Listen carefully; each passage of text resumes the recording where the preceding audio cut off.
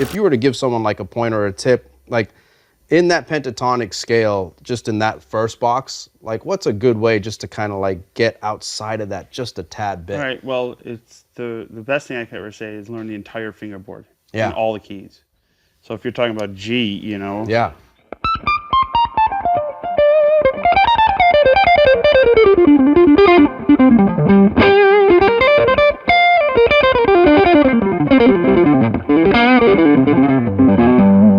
You know, if you're doing that, be able to understand if you're in the key of G. You know, you're just, you can play here.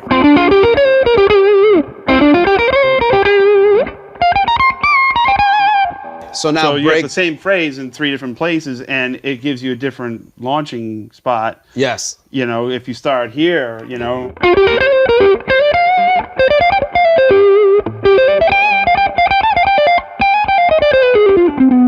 Yeah, you could throw in a Mixolydian, you could throw in... that's, okay, so that's a good... So you just said something, too, because, like, that's another thing... I think that's Mixolydian. I don't know, you fact check me, or the comments would be... There will be a comment that facts check, you know.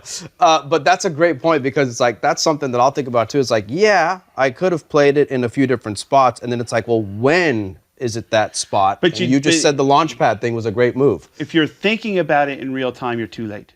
Ah, very nice. Okay, gotcha. If you're thinking about what you should be playing in that very moment on that very bar, you're too late. Okay. You're actually way too late.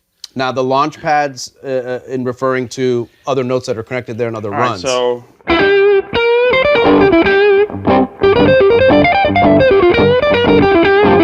so basically, you know, if you want, okay, so let's say you want to start. You want to do like a Albert King start. Okay, yes. Well that leaves you.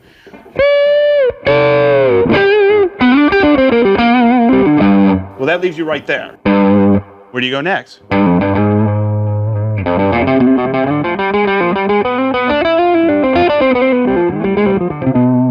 So but that, okay, you finish one phrase, you end up here. Yes. Okay, so it's very unnatural to go like a.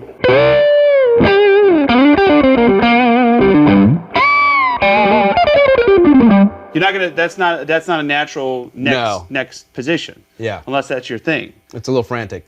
Unless frantic is your thing. Yes. And you have a band called the Frantic Boys. Peter Frantics. Yeah. So it's all cool. I mean, if that's your thing. That's right. That's right. You know, but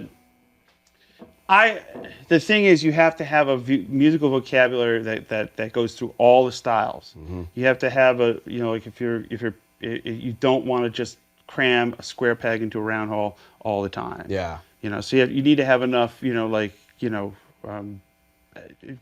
a modal dexterity to you know, like I don't know what I'm doing all the time, but I know when I want it to rub a little bit, and I know when I want it to be sweet, you know? Yeah. Like sometimes you can start a blues.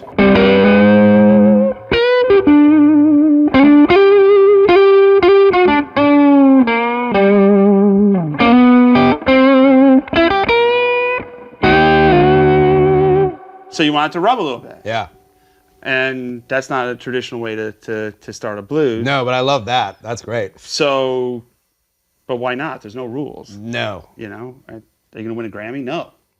Just ask me. I mean, that could be a Grammy lick. You never know. It's not. It's not. I'm used to the loser medallions at this point. It doesn't matter. It's a little Cartier pendant that says your star shines bright, but not bright enough. That's one of the most challenging things. We're getting on to the showmanship part and talking about that, like you touched on earlier. But man, it's like, I think I look at you, and so many guitar players we look at you because it's like, if I'm having a bad day, I'm looking at Phil X and he's still rocking and he's laughing, he's having a good time, and he's keeping the vibe up and the energy up. Because this stuff gets hard sometimes. It does get hard. It does. You know? In life, I mean, even for me, but you know what? When I put a guitar in my hands and the camera on or something, and it picks me up. Yeah. You know? And I feel like, I can't wait to get on stage again. And I feel like when I'm watching, like I scroll through Instagram like anybody else, sure. And I see people that are amazing musicians. Yeah. But the one thing going through my head is like, yeah, you're amazing in your room, in a controlled environment, sitting on your bed in your track pants with the crotch shot, and you're playing like a maniac. But what would you do on stage? Yeah. Can you do that? Yeah. Because that's when, no matter how long you've been working on these things, all the elements are against you. Yes. There's a light in your eye. There's distractions in the audience. There's a heckler back there. And then there's fog and this thing. And, you know, the drummer's stick breaks and half that stick flies into your spine. And shit like that happens, man. Totally. And you need to be 100%. Yeah. I think every minute. the biggest thing that tripped me out was like not having good sound. Yeah. That tripped me out. Like as soon as I walked away from my amp, it's like I can't hear it anymore. Exactly. And then what else is happening? It's like slow motion, like the drummer's like this, and you're like, don't know where we are. Or like you said, or the gear doesn't work, something breaks down, and it's like, you know, this didn't happen in rehearsal, now what? You know what? This is funny because I still have a problem with subs in a room. And I was getting into a fight with a sound guy, whether it's the drills, and I'll be on stage somewhere. We were in London, and I was like, I go, man, Zeppelin didn't have subs. We're just a 3-piece band. Yeah. We don't need the bass to be that crazy. Can you please turn the subs off? Well, I can't turn them off because if I turn them off, I can't do an English accent. Otherwise, I would. I can't turn them off because if I turn them off, then it won't be nothing. I go, well, can you just turn them down? I'll see what I can do. And then I'm like, and then they turn it up when you're playing. It throws my pitch off. Oh. I can't sing low. 'Cause of low. And then check this out. I'm on stage with Bon Jovi, right? And the stage is vibrating. I go, Obi, where's Obi? Obi, come here. I go, dude, he's got to turn the subs down. The stage is vibrating. And then he got the sound. We're playing an arena, you know, 15 to 20,000 people that night. And they're listening to me about the subs, right? He turns them down, and then John goes, hey, it's easier to sing now. And Everett, our percussion guy's like, whoa, what happened? I hear everything. I go, it's the subs, guys. And then 2 sound checks later, John looks at me and goes, hey, Phil, how are the subs? That's great. That's great. Everybody knows something, right? Yeah, yeah. This is something that I wanted to talk to you about as well, and I'm sure a lot of other guitarists out there are thinking. The transition, the getting the call, the steps that it takes to be ready for something like this when you get the call, because it's like, you know, that's the story, right? Like that's the fantasy, that's the goal that we would all hope for is you get the call one day. What does it take to be ready? What were the steps that you think may have helped to be ready for that call, you know? Because I know when something like that comes up, it can be overwhelming to some people. It can be, you know, it's a lot to take in. I think a lot of it had to do with the amount that I was playing live. I really do. You play differently live. You get one shot at the song. Yeah. You know, you build up. It's a different way of playing. You're playing to people, so there's no redo. You don't get reliant on, you know, the way we record in studios these days. There's the redo button. You can go over Control Z. You can, you know, erase that. Or you can go piece by piece. Yeah, you can. You don't even have to do a full take. Exactly. Yeah. So live, you don't get that comfort, and you become seasoned with that mindset. Right. And I think doing that 4 or 5 nights a week in front of people religiously every day, through thick and thin, through those frustrations that I told you about, I think that really had a big part to play in why I felt like I had a chance. I had a shot at it. What was the audition like? Pretty laid back. Really? Pretty laid back, yeah. I went up and met the guys. I had to borrow the train fare from my mother because I didn't have the train fare to get up there. And I went up and I met the management. I met Glenn and Rob, and we discussed, you know, what they wanted, and they asked me what I wanted, and that was the first indication. Wow. Yeah, that was the first indication okay. To me that they wanted a member of the band. They wanted someone with an opinion and ideas and their own thoughts, and, you know, Not just a hired gun. right. And that was there was more of that to come, but that was my first indication. Looking back on it, that was my first indication that they wanted someone. You know, what did I want? I'm like, I wasn't expecting that sort of question. So we discussed that, and then we went up in the studio, and they plugged me in. Glenn plugged me in through a rig. I can't remember what it was. It was like some processor thing. And he said, "Get your sound together. I'm going to go and make a coffee, and I'll come back up in 10 minutes." So he went downstairs. The studio was upstairs, and he went downstairs. And unbeknownst to me, he stood at the bottom of the stairs and listened as I warmed up. And he said subsequently that he knew then and there, like the search was over. Well, it was a good thing I didn't have Glenn Tipton sitting there. Yeah. 'Cause what'd you play? Yeah. You know, but I mean, he came in afterwards and he said, like, we've seen some YouTube stuff. We know your history. You know, I've been out with Iron Maiden, and I'm familiar with big stages. You knew a bit of my history. You knew I could play. Right. And he actually said he'd be embarrassed if he sat in front, like we're sitting, it was like this. He said he'd be embarrassed, he wouldn't know what to play. Sure. And I said to him, Glenn, you don't get opportunities like this every day. This is what you aspire, like you said, it's like cliche. You aspire to be as good as these guys, but you don't think you're ever going to get the call.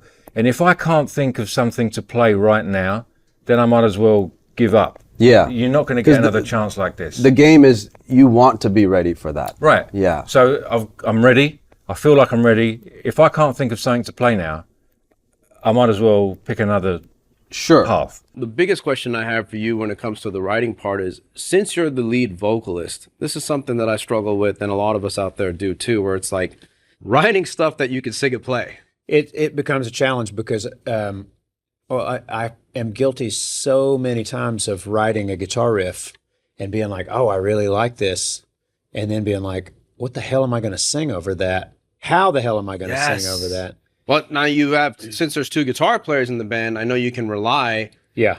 But I mean, how does that work? Because, dude, that's something that, like, if we could crack the code on, like, what do? Do you take a step back and you just go, let's just simplify it? Or do you say, hey, I was playing this riff, can you play that? And I'll play the, Well, we were on tour back in like 2007 with ZZ Top. We went out with ZZ for a couple of months, and it was just fantastic. And they were so good to us, and still friends to this day. It's crazy. If you had told 11-year-old me that I could speak with Billy Gibbons and ask him a question, I would have told you you're crazy. We would sit and talk about guitars and tell stories and listen to him tell stories. And I said, how the hell do you play the Heard It on the X riff and sing? Yeah.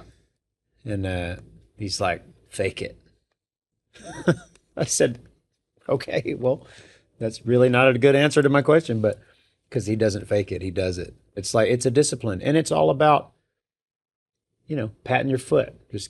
You got to keep it going. Whatever happens to your hands happens, but just keep singing the damn song. Yeah, I mean, apparently that's what it is, because, I mean, dude, there's things where I listen on the songs where I'm like, is he singing and playing that at the same time? Because I'll get lazy about that and be like, if I play with another guitar player, if I have a riff, I'm just going to throw them the riff, and I'm just going to be like, man, I'm just going to chug on the A. Yeah. But in the beginning, when we were just jamming on that thing, this first it was like, no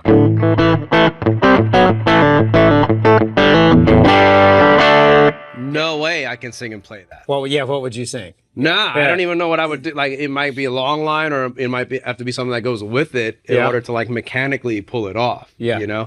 Obviously, you were listening to the greats. That's a perfect place to start. I think, you get the blues influence, you get the bending, because you're like trying to bend with those players, and like it's got to be in pitch. And like when you play with the CD, or like in my case, I think we had CDs. Yeah, we still had CDs. But I was watching El Macambo on VHS. Yeah. Like that got, but like you're trying to, like, and then when you get, when you're playing with the tracks, like you get to a place where you're like, cool, that bend sounded the same. Yeah. Like there's no rub. It's not, I have it now. Maybe I have this part. I don't have this part yet. Mm-hmm. I still go back and listen to El Macambo, and I'm like, man, I don't have that at all. Like there's certain parts where I'm like, yeah, cool, that's what I remember. But there's other parts where you're like, oh, wait a minute. A lot of guitar too, I feel like, especially, when you're talking about that ilk like Stevie Ray, and the more of the blues, rock, even the country, there is a physicality to it. Yes. Where, when everyone says, like with Stevie, they're like, oh, I'm gonna get, Stevie played 13s or 14s, and it's like, okay, cool, but what, like you were saying with gear, what works for Stevie or what works for you, it's not gonna translate for everyone. Right. But there is a physicality. It's like, you have to like earn that kind of guitar playing, especially like learning how to bend, vibrato, your touch, your tone. Regardless of style, when you hear someone that is dialed into their instrument, dialed into their guitar to a point that it's an extension of their voice, it's an extension of their expression, I think that is the ultimate. And regardless, it doesn't have to be blues, like any style. Sure. When someone is dialed in, ultimate respect. Yeah, and shows that the hours were put in. I mean, you just said 12 hours. I mean, dude, I remember when the bug hits, and not everyone could do this. I get it. You know, there's different, you know, everyone's in different places in life. As long as you're playing on a somewhat of a regular basis, whether it be just like a couple of minutes a day, 20 minutes a day, a couple of times a week, just it's got to be part of the routine. You know, the hours put in. I don't know. You're probably not playing 12 hours a day, or you're playing still a good amount of time every day. Would you say? Whenever I can pick it up, I pick up the guitar. Gotcha. Because, like guitar too, for me, when I started to play and when I started to practice, it didn't feel like I was working. Yes. Or it didn't feel like I was putting in time. Oh man, I got to practice again. Right. It's like I can't. Still to this day, like I'll get off the tour and I will be dog tired, but I will go and sit on the couch and I go to grab my guitar. It's like my comfort blanket. Yeah. It's just great. something that is. It never felt like a chore to me. It never felt like, oh man, I really got to go practice. Otherwise, you wouldn't be playing for so many hours. Yeah. 100%. I used to take a guitar. I was so into it when I had a guitar in my locker. Like I bought a little mini, like 3/4. Oh, nice. Yeah. And I would take it with me to every single class. It got to the point, I think, where my teachers were so sick of it that they were just like, yeah, like I would just sit in the back and, you know what I mean? Yeah. It was just like, I don't know. When I found the guitar, it was like I found everything I'd ever been looking for. Dude, that's awesome. Well said. Well said. A lot of the like legendary fuzz tones that we hear on recordings, you know, they're going through like a cranked amplifier. And I remember like, you know, just trying out a fuzz pedal for the first time, like a fuzz face or something, and putting it through like a clean amp, and it was like terrible. Yeah, it Like, really it ripped my head off. Yep. And that's why I love EQ. Like, Yeah, if someone were to say, what's your most necessary pedal, it's EQ. Because that's a big one. Yeah. because fuzz naturally gives you that mid-range scoop, and you're not going to be heard. You have to pump those mids to fit in a mix and also be heard. And you've got 2 EQs going, I see. Yeah, Wow. I've got an EQ for each overdrive. So Okay. the fuzz has an EQ after it to sculpt, take some of the lows out, pump the mids, take Sure. a little bit of the high end out. That's smart. Yeah. The OCD also has an insane amount of low end, and it's crazy. Like,